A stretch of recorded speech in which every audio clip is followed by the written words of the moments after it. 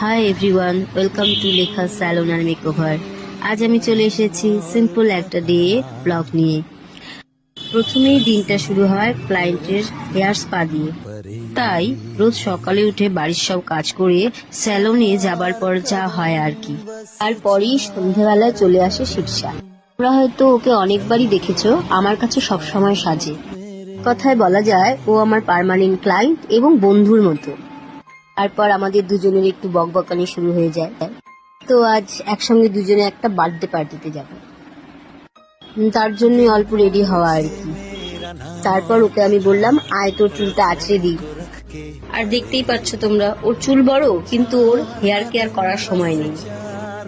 কি অবস্থাটাই না হয় যখন ওর চুল আঁচড়াতে বসি। बिन कुछ सुने हाथों में हाथ लिए